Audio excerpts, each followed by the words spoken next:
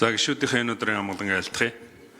Тэгэхээр улс орны хөгжил ямар одоо улс орн илүү сайн хөгжилтэй байна вэ гэхээр төрдөө итгэлтэй байдаг тэр ард түмэнтэй улс оронд илүү сайн хөгжиж байгаа.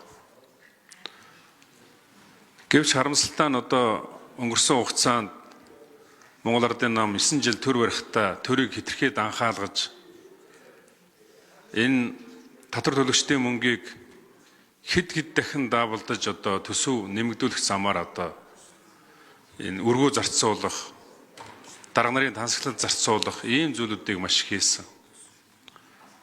Тийм ч учраас одоо иргэдийн итгэл бол маш их буурч байгаа. Тэгээ энэ иргэдийн итгэлийг буцааж олж авахын тулд яадаг вэ гэхээр одоо жишээ нь 1072 хувьцаагаар 300 мянган төгрөг хийж яг сонгуулийн өмнө өгдөг өөх маягаар сонгуулийн саналыг худалдан авах ийм зүйлүүдийг хийдэг. Тэрний нэг жишээ нь бол машины тухай хуулийг 2024 оны 6 сарын 5-ны өдөр энэ Тэмүүлэн нарын гишүүний өргөн барьснаар хууль батлагдсан. Энэ хууль батлагдсанаар машины нийгмийн дадлын шимтгэлийг нөхөн төлөх тэр асуудлыг шийдвэрлэж 25 оны 1 сарын 1-ээс хэрэгжиж 26 оны 1 сарын 1 хүртэл одоо үргэлжлэх ёстой. Гэвч энэ хугацаанд 3 сайд энэ нийгмийн хамгааллын сайд хийхдээ энэ одоо асуудлыг огт оруулж ирээгүй. Энэ юуг харуулж байгааг бол машины саналыг 2024 оны 6 сарын 5-нд батлагдсан тэр хуулиараа 6 сарын 26-нд машины саналыг тэр одоо нөхөн төлөх тэр одоо заалтаараа авчаад тэг олон хуульч авчингуудаа одоо та нарыг хэрэггүй гэдээ ингээ хайж байгаа байхгүй. Ийм лөөрийн ийм төрд яаж хүн итгэх юм бэ? Одоо нэгэн сарын хугацаа болж өнгөрсөн хугацаанд одоо 2025 оны хавар одоо ноолрын үеэр малчид нэлээд мөнгөтэй болдог. Төлбөрөө төлмөр байна.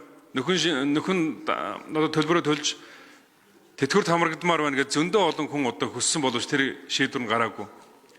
Одоо нэг жоох 11 сард мал махаа зараад бас жоохон мөнгөтэй болдог. Энэ үеэр бас та нарыг хүлээгээд бас байхгүй.